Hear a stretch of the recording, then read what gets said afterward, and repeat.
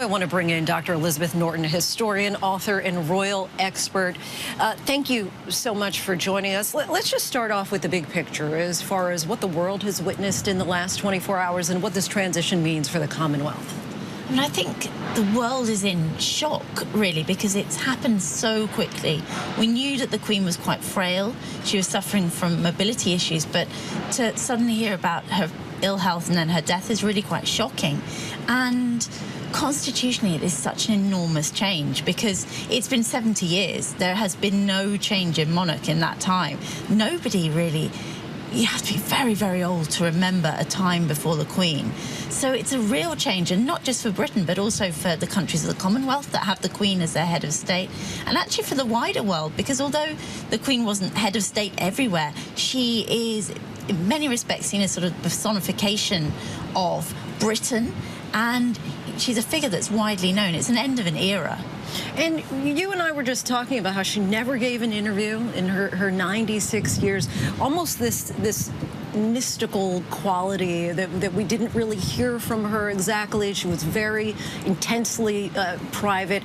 What do you think are some of the characteristics and qualities that made her so admired, quite often in many cases around the world?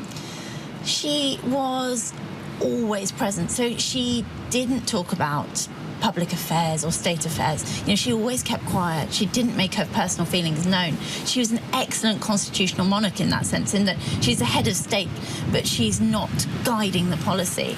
But I think what makes her so beloved is that she was very personable. You know, she would go out and talk to people. People felt like they knew her, but without sort of having a political edge, if you like. And now King Charles, does he have the same gravitas? Is he as beloved as his mother? He is certainly not as beloved as his mother, and I think that would really be an ask for anyone, in that, I mean, she was incredibly popular, by far the most popular member of the royal family. So in some respects, it's quite unfair to compare him to his mother.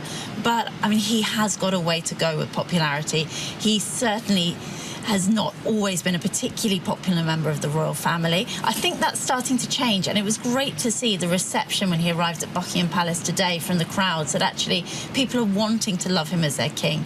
And what I'd say is he's had a 70-year apprenticeship, and he's learnt from the best, so I think he can do it. When you look at, because obviously your history, your appreciation for the royal family goes way back beyond just this particular immediate family that we're discussing. Do you think that there has been an evolution with the crown and the power that it holds? Absolutely. So, I mean, obviously, if you go way back, the monarch was the ruler. They were the government.